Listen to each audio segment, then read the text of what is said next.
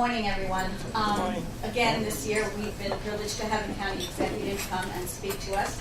The county executive was elected in 2009, re-elected in 2013, and prior to that, he served on the Mount Pleasant board and was deputy supervisor. And we're pleased that he's back here. By way of information to you, what we had been asked by the staff was to prepare a list of some of the issues that were of concern to our members, and so we did that. And so that you understand that those are 4 issues that we've asked him specifically to talk about. That's not limiting, because whatever's on your mind, and I guess whatever's on his mind, is just a way of providing a little bit of framework for this particular meeting. So you know, we did ask the county executive to address the issue of the airport. It's been proposed that its operation would be transferred into private hands. I believe the company is Oak Tree. So a lot of questions are being raised about that impact on the budget, the amount of time to do due diligence on that, the fact that it appears to be a sole source. The other thing we would like the county executive to address has to do with the status of the HUD settlement. Have we met all the standards? Have we met all the housing requirements? And going forward, what is the county's policy on providing affordable housing? Another question that seemed to be on the mind of a lot of our members had to do with transportation. There's a lot of concern about changing demographics in the community. So there are people who are older and want to age in place, but there's also a need to provide a good environment and a young workforce for millennials. So we want them to come in and we want them to be able to use public transportation. And the research shows that there is an interest in having more public transportation. So we would like to know what the county's position is in supporting that. And then finally, because it's near and dear to the heart of the people in Mamaroneck, particularly the village, we'd like to hear about the county's support for the Army Corps of Engineers proposal for flood remediation. And those are the 4 issues that we have sent, but those are not limiting. So please, if you have questions on anything else when it's time to open the floor to questions, that's why he's here. And we are very grateful for your coming. We hope you will have a little coffee, at least, if not breakfast. And thank you so very much. Appreciate it.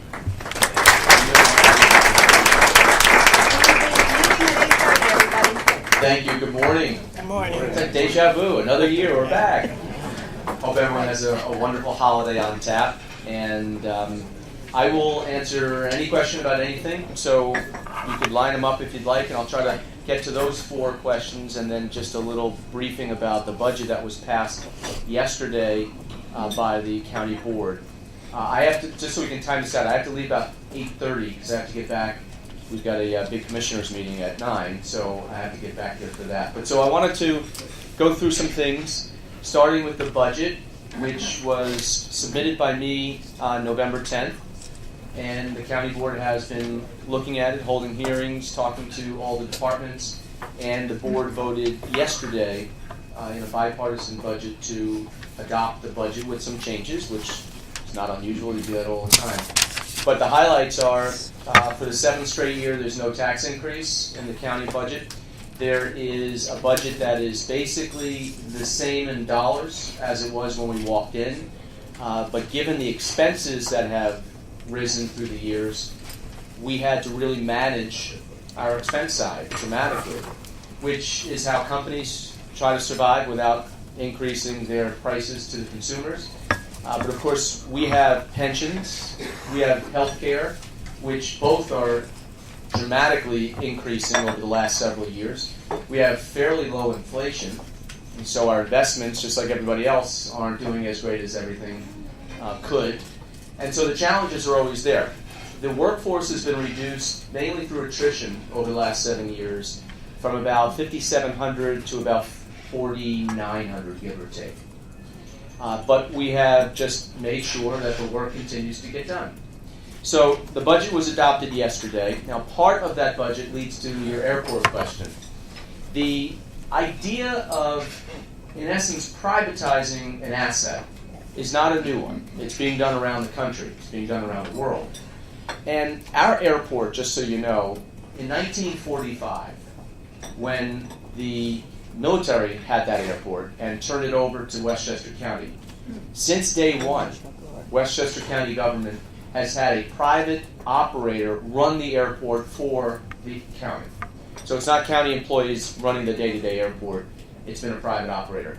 In 1945, it was Gulf Oil, and through the years, Pan American ran it, and Johnson Controls, and now Avports has run it for the county.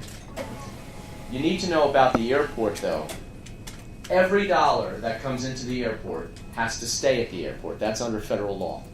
So nothing can come out. It's all trapped, if you will, at the airport. Every revenue, every tax, every passenger facility charge, all of that must stay at the airport. That's good and bad. There's work that needs to get done there, and we do it.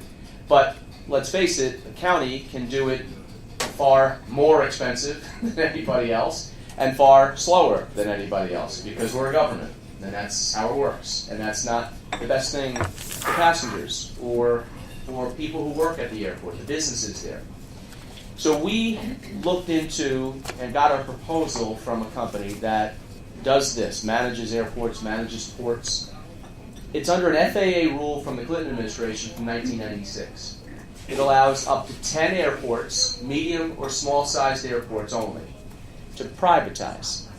But what it would do is allow, under a lease, a long-term lease, a company to come in to run the daily aspects of the airport, which we already have.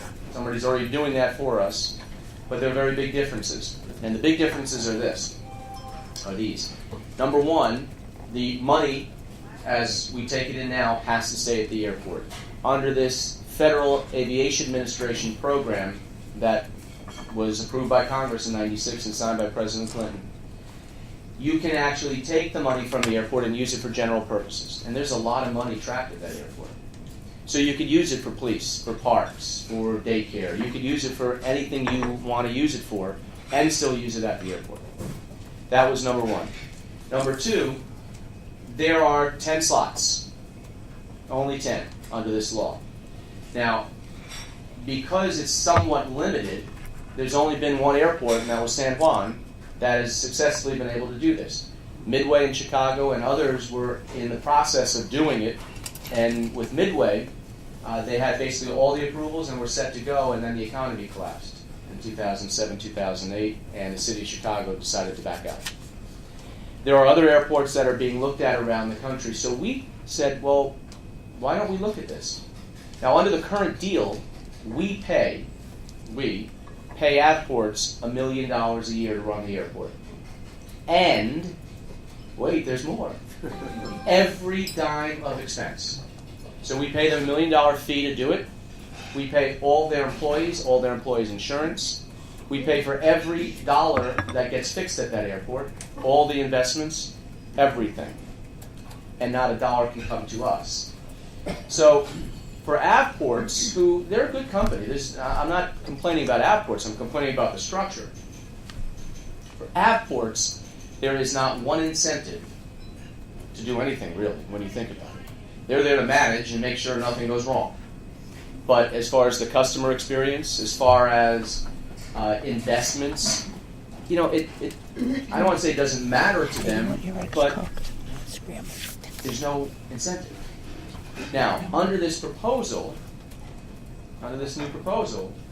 we have an investing company and an infrastructure fund that would come in here, work under a lease that we have worked out, that the county board is looking at now. And this lease has written in it strong protections, because I don't live that far from the airport. And how many people use HPN? Use the county airport? Why not the rest of you? You like to go to Kennedy? So, yeah, it's where you're going, exactly right. So, here's what we wrote into the lease for protections for the airport. Number one, we were very conscious of the environmental areas around the airport. That's something that we take very seriously, the neighborhood takes very seriously. So we wrote in specifically standards and things that they have to do for environmental protection there, including wetlands, including wildlife. Now, this is the company that oversees and took over the San Juan Airport and did a massive amount of environmental protections there, including iguana protection on their runways. We have, of course, geese. And so we had to protect, but also come up with a plan that works to protect the flying public, because obviously you know about bird strikes. So the environmental sensitivity is very important, including the de-icing runoff, which is now trucked away or can leach into the Blind Brook or the reservoir. They're going to build a de-icing pump station facility there. So that is an infrastructure that we weren't going to do necessarily, but they were going to invest in. There will be no lengthening of the runways. This is important because if you lengthen the runways, you can then expand the airport. So the biggest thing is they were going to take over this airport as is. No size increase, no new terminal. So that was written right in there, including no casinos, just in case, you never know. But also no hotel. Now, the no's there can become a yes in the future if the future county boards give approval, which is highly unlikely. But the county still, because we're the property owner, still have oversight. But we would turn over the day-to-day, including all the responsibilities for the upgrades there, and they would upgrade the terminal there. Because the terminal was built pre-9/11. So when 9/11 came in, TSA took 30% of that space, and as you go in there, those who fly out of the county airport, if it's bad weather and you're stuck, you're sitting on your luggage. Not a good experience. And I remember mid-February of 2010, I was in office about 45 days. And my family and I, we had a planned winter break vacation down in Florida with the kids. We get there and it was snowing, it was miserable. It was one of those nights where you wish you weren't flying, and everyone was overcrowded. And I remember people are like looking at me. I'm like, what are they looking at? And I said to my wife, I said, this is miserable. I said, who the hell do I complain to? I said, that's now you, and that's why they're looking at you. And I said, oh my God, all right. So these are the kind of things that we can do without our money. But we could use that money that's trapped at the airport, including $20 million sitting in a box, literally, that we can't touch. That is our money, but it has to stay at the airport. And so to bring in a private company, they could do it cheaper, less expensive, but they can redesign the existing space at the airport. There's a lot of space that's not captured there, including the queue line for security, including the baggage, including the check-in areas. These are all a mess right now. And there's space there that's not being utilized that can be utilized. One example, too, you go in, after you go through security, you get hungry all of a sudden, you have a delay, you got to go out, and then come back upstairs, and then go through security again. So the new design would have a restaurant and food choices within, and that just makes sense. So it's a modernization, but all the safeguards for no expansion, and that's very important. And the biggest thing is the current airport stays the same size, no length of the runways. The cap that we have, the passenger cap, stays in place, as well as the number of gates, and that's the biggest safeguard we have. LaGuardia has 72 gates. We have 4. So without adding gates, you can't add planes. And it takes a plane about 45 minutes to an hour to come in, passengers leave, plane to be cleaned, and people to board. So those are the biggest protections that we have that we specifically wrote into this deal to make sure. So it is a good deal. It is $150 million. 20 of that is ours, but we're unlocking it. 130 more, including work that they're going to do. A long-term lease with oversight, and the FAA has already given it pre-approval. Now the county board is looking at it. They wanted more time. They wanted more proposals. The problem with that is we've got a $150 million deal that we had vetted by an outside agency. $150 million on the table right now. There really is, when you look at it, basically one or very few companies that have the money to do this and have the experience to do this. They already run San Juan, the Port of Baltimore, London City Airport, and there's some others that they may be going under contract. So we could open it up, which we did. But the biggest qualifier here under the law is that 65% of the airlines doing business at the airport must sign off. 65% of the weighted passenger. So between JetBlue, American, and Delta, they've got to sign off on whoever operator comes in because they're going to be doing business with them and they've got to have contracts with them. They very much like Oaktree. They have experience with them. They have a very good working relationship with them. So we can go through the next 4 or 5 months and get proposals. We may get proposals that even include more money, very doubtful, but we could. But if they don't have the airline signing off on them, they don't qualify under the federal program. So that's just some basics about this deal, and I wanted you to know where it is. So right now, we have all included it in the budget. We expect, and unanimously the county board yesterday approved a resolution to set up, which we already done, a process that will not take years, but will take months, to go out, see if there are any other companies that wish to do business with us to manage the airport under our lease, what their financial deal would be to the county taxpayers, and then we make a decision. The goal that we all agreed to would be by the end of May. So it was included in the budget on the anticipation that we are going to do this. If it is not, then we've got to make $15 million in cuts mid-year, which is not something any of us would like to do. But that's what was on the table, and that was agreed to by the county board. I guess I'll take some airport related? Okay, sure. Coach. Retired, thank you. Okay. Question. Yeah. What are some of the other counties like Stewart Airport in Orange County, MacArthur out in Nassau? What are they doing? Because they're facing the same dilemma that Westchester. Yeah. It's not no longer LaGuardia, Newark, or Kennedy. So what are they facing? Well, they're under different authorities. So Stewart, I believe, is under the Port Authority. MacArthur is, I forget which agency runs MacArthur. So, for instance, this, like a Kennedy, LaGuardia, Newark, they would not qualify for this.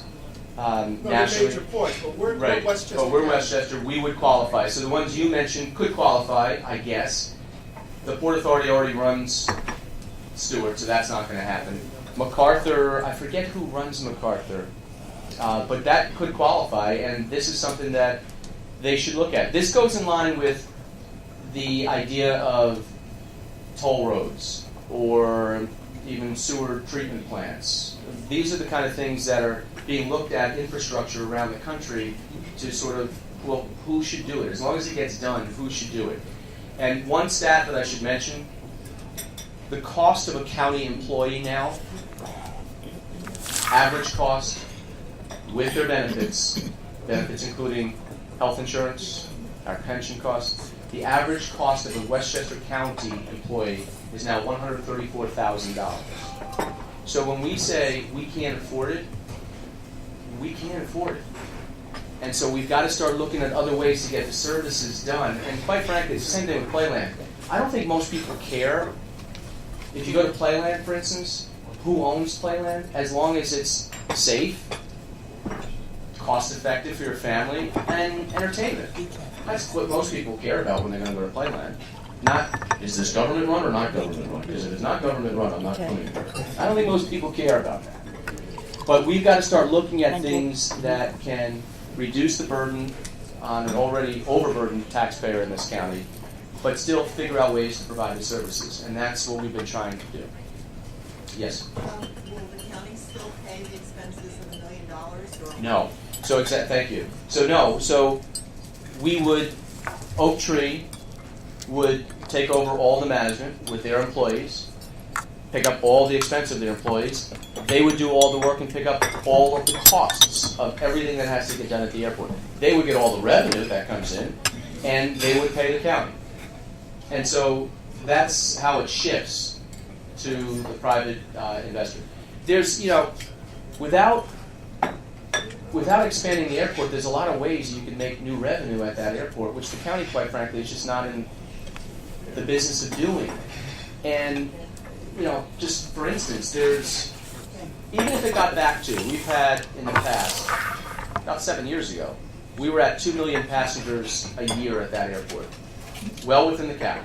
It's gone down to about 1.5 million passengers. Now, even if it gets back to just what it was, that's a lot of revenue coming in that's not there now, that Oak Tree, through a lot of efficiencies at that airport, which they're good at and should be good at, can make money. That's why, they're not coming into this out of the benevolence of their heart to just say, yeah, we'd love to take this burden off your hands. They want to make money. I'm fine with that because we'll make money. That's the way we should do it. And by us making money, it reduces the tax burden, or we can shift, instead of money going to an airport, we can shift it to things that are a priority for all of us. The HUD settlement, let me get to that for a second. This is something, as you know, that was signed by my predecessor in 2009, ratified by the county board at the time, along with the Justice Department, Housing and Urban Development, and federal court.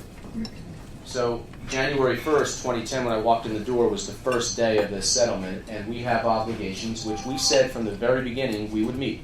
Whether I liked the settlement or the terms of the settlement or not, we had an obligation and we were going to fulfill those. And I'm proud to say that we have, well, let's see, today's the 12th? Today's the 12th, so 13th. Days go by so fast. We've got less than 3 weeks to go with this settlement. Settlement concludes December 31st of this year. Now we have met all of our benchmarks. We have all the financing for the 750 units in place well over.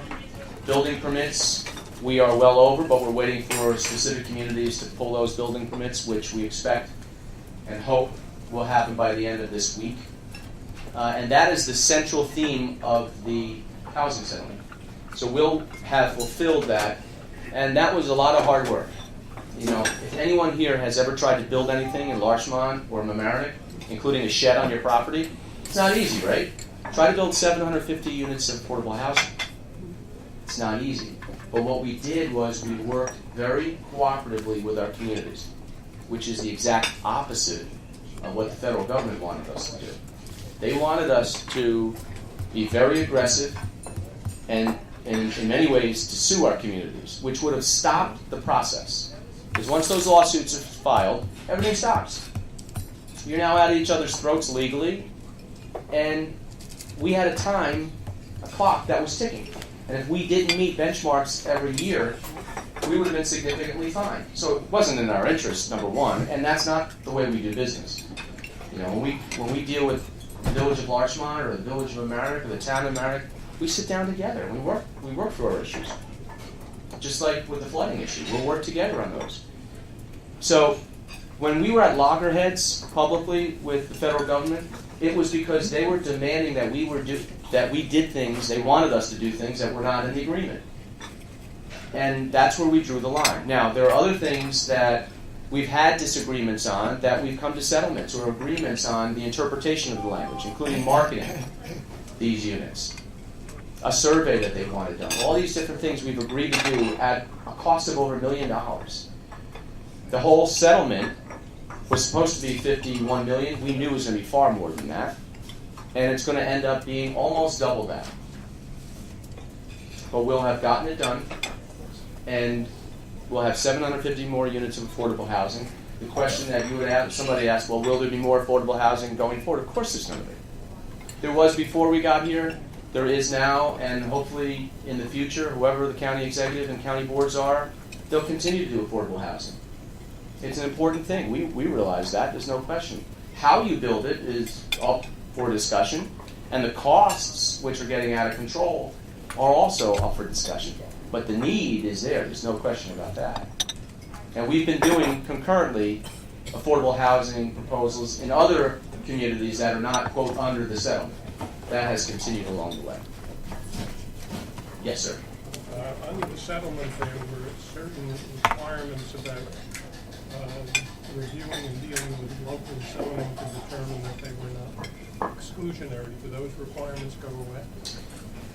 Repeat the question. There was exclusionary zoning. The question was about exclusionary zoning. The federal monitor, who served at the pleasure of HUD, this is where the unfairness came in, and if we had been at the table before this was agreed upon, these are the kind of things that we knew would have been very problematic and that I did not support.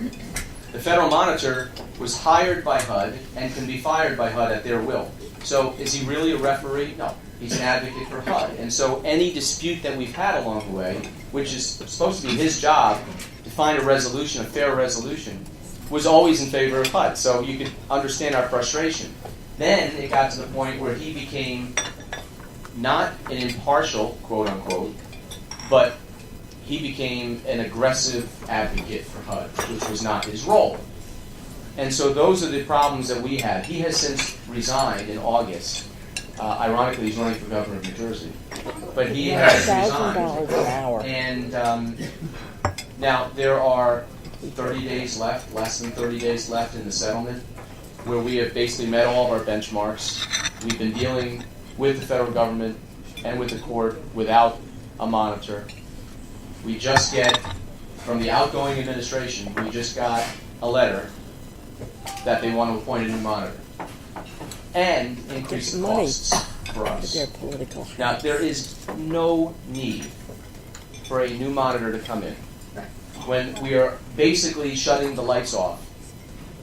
For a new monitor to come in at an exorbitant expense for all of us, for this person to get up to speed just to walk out the door.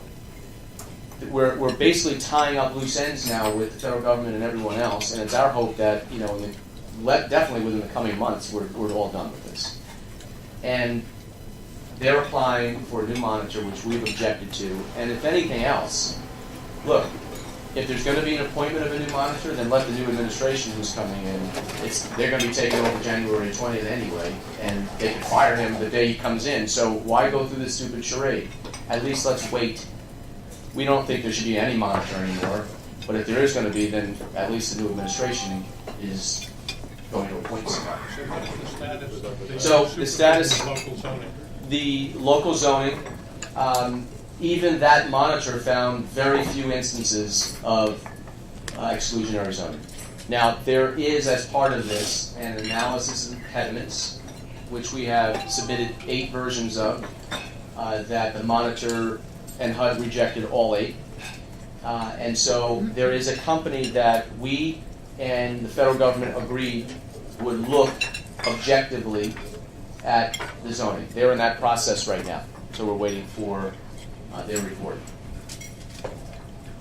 Yes? I'd like to ask a more general question, Sure. Rob. You speak about privatization and, incentives, always assuming incentives are financial. But I'd like to ask about your commitment to the public good, to libraries, to parks, Sure. to all the things that we share as a comedy, I don't think public the county group, has anything to do with all Yeah. of us. I would support taxes that support the common good myself. I mean, who wouldn't? Mhm. And the people who work in the parks and the county planning and all that, do it out of devotion to their jobs, not only for finance. And I'd like to hear, Sure. No, look, I've said this often, that our employees are great. By and large, they're all really good. It's just they're expensive. And, that has to be overcome because you pensions. can't continuously go through the roof on salaries. We're going to get to a tipping point where some would argue we're already there, and you could see the out-migration in the state, too, where people are leaving to go to areas where they can afford. And when you're getting hit very, very hard in a very high-tax county like this, those who are doing very well, they're okay. They really, 2, 3, 4% tax increase, it's all right. But there's a lot of people in this county, and that's the thing I hear all the time. I cannot afford to live here anymore. And so we're always trying to find that balance, and the balance is very important. But things like libraries, we have never cut a dime out of a library, because to me, you're right, everybody can use a library. There's no special interest there. Everybody should be able to use a library. Parks, same thing. Now, police. Oh, yeah. Oh, sure. All of it, yeah. I would say that nobody says we're under-policed around here. All right, right. But I'm I just would saying. say, yeah, but we have a commitment, there's no question about that. There are certain things that are up for interpretation, and those are the subjective areas. But I would say the essential services, we even put $1 million more in childcare for this year. Yes? Hi, good morning. I represent a community of over 200 families in the village of Mamaroneck. We're known as Shorters, and I'm on the Shorters Property Owners Association. And we've been having communications with the county for over the 2-year course that the East Basin pump station has been in progress. Did you send me the email? Is that your It was email? my neighbor, Okay. Linda, who sent an email. Yes. Thank you very much for looking at our concerns and the response from Janet Lopez, is that right? Yeah, she's great. First way to pronounce it. So I greatly appreciate that. However, we still have lingering concerns as this project nears its conclusion. And the reason I came here this morning was to beg you to continue the conversation with us, because we have not had direct dialogue with the county representatives for over a year and a half. And even though, as Ms. Lopez points out in her letter, there was discussion and there were meetings where we were included, we have not been included for some time. And the plantings are scheduled to be going in.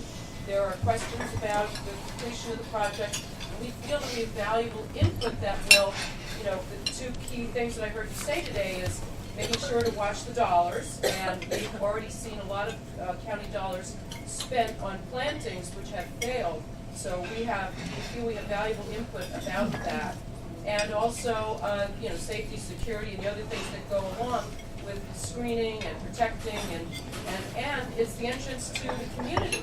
So there's adjacent neighbors like Mrs. Meehan.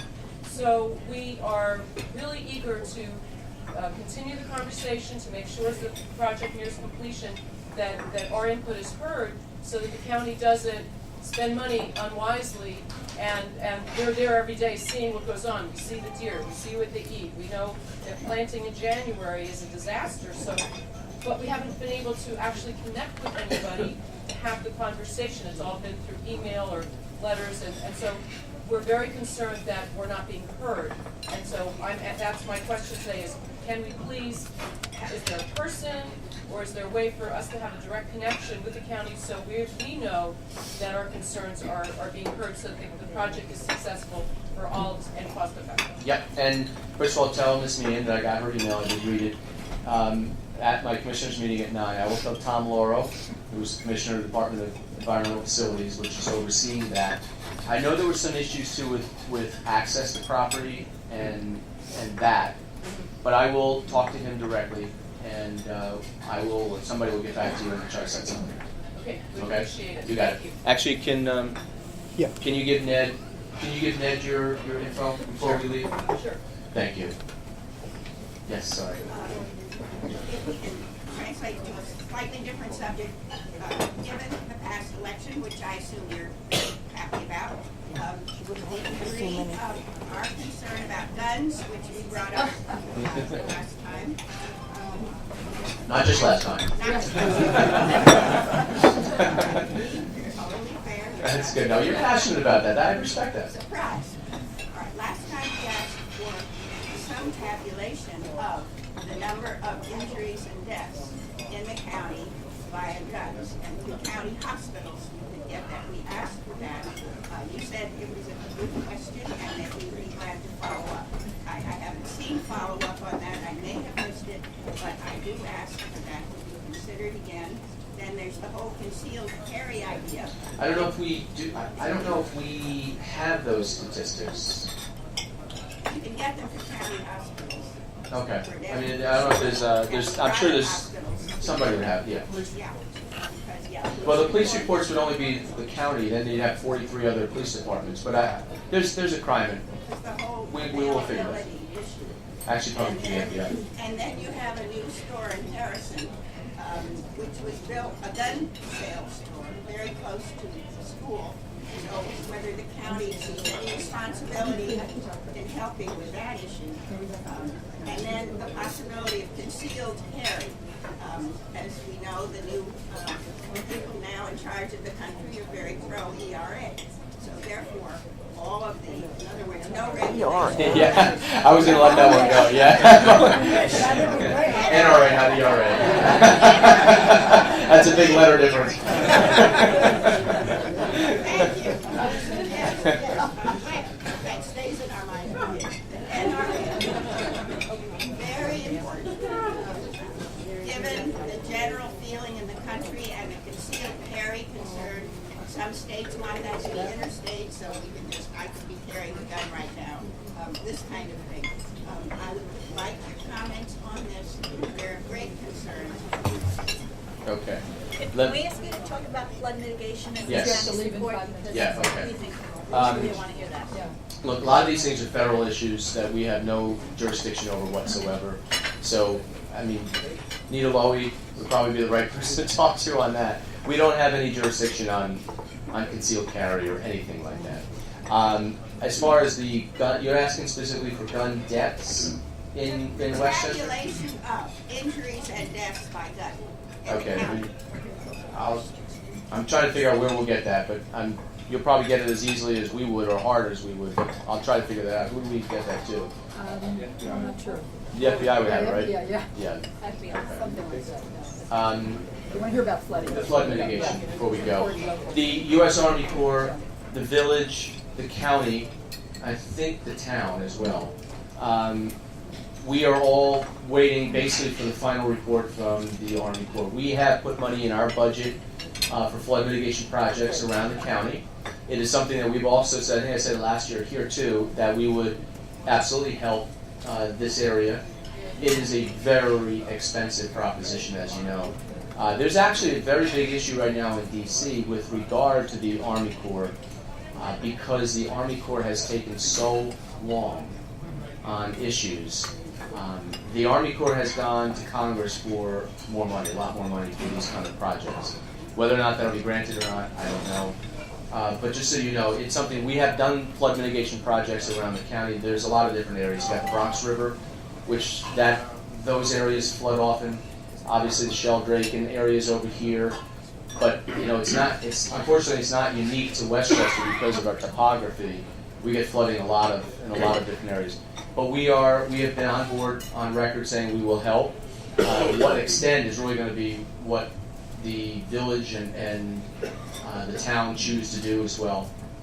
But that's really what it is, kind of still a waiting game. But we're on board to help. Let me get to one more question if someone hasn't asked. Yes. Quickly, an update on Playland. Is there anything new about that? Playland. So it's moving forward. The city of Rye sued the county. We're waiting for an opinion on whether or not all the environmental reviews were done properly. We feel very strongly that they were, but a judge is going to determine that. And if a judge rules in favor of Rye, that the process wouldn't stop, the contract wouldn't be voided, for the management of Playland, it would concur, you'd go forward, but you'd have to go back and do some of the environmental that they were being asked to be done. But as it stands now, there are 10 projects that are slated to be moving forward. The engineers and the architects, the county, and Standard have all met to map out the projects so they're done the right way. So a sewer line or whatever's not put in, and then you're ripping it up a year from now for another project. So the coordination of that is really what's being worked on right now, and some of the work will start hopefully next year. But it's all for next year. The county will still. Now this is the frustration of government. We're going into our eighth year on Playland. But it is moving forward. Excuse me, Rob, I just Yes. wanted to... Hi, Nancy. I can see you there. How are you? I know it's not good to me, sorry. Good morning, everyone. I'm Nancy Sullivan, Supervisor of the Town of Mamaroneck. And I just wanted to let you know that in regard to the Army Corps project for flooding, the town has very little engagement in the project, and because all of it actually takes place in the village of Mamaroneck. However, because we're a town, we are responsible for all bridges in the villages, so that's our involvement. But of course, we're very supportive of the village and how it moves forward. Just wanted to clarify. Thanks. Great. Let me just kind of wrap up. All right. Can I ask a Yeah. really serious question? Yes. We have all heard about hate crimes Mm-hmm. around the county and around the country and around the county. And I really would like to know what you as a county executive are worried about that. Well, we have spoken out. The question was hate crimes and some of the hate crimes that have popped up around the county. We had an incident several weeks ago at on the pathway for the Bronx River near the White Plains train station, where somebody spray painted a swastika and other bad stuff. And we immediately went over there. We had a big press conference with a lot of media there to, number one, say this will not be tolerated in this county. And number two, I don't care if this was a kid who thought this was a prank or a real stupid, ignorant adult. We're going to go after this person when we find them, and we're going to make them an example, because this is not what we tolerate in this county. This is not who we are as a county. And I'm proud to say we are the 4th most diverse county in all of New York. We have, of our 1 million people, we are almost 25% Hispanic now, 15% African American. We're the 8th largest Jewish county in America. We have a growing Asian population. So this is a very diverse county with a lot of diverse needs. And we've all gotten along very, very well in this county. And to have some imbeciles come in here and do that is not who we are. And so we have spoken. In fact, today at 2:30, I think. 3 o'clock. Oh, you're going? Okay. At 3 o'clock, we'll be. I'll be joining a group in denouncing any of this kind of stuff. So look, I want to thank you for inviting me back. I appreciate it. And if you have any questions that you didn't get to ask today, feel free to email me. We'll get back to you. And if you haven't done so yet, I hope you follow me on Twitter and like me on Facebook and stay in touch that way. We also have something called The Brief. And this is pretty good. If you would sign up, it's on the county website. Every Friday afternoon, we send out and it's compatible on your smartphones, but we send out just sort of the top 3 or 4 stories of the week that happened. Keeps you updated on things that we're doing and gives you a snapshot, but also it allows us to communicate. So I thank you again. Have a wonderful holiday season and hopefully a very healthy 2017. Take care.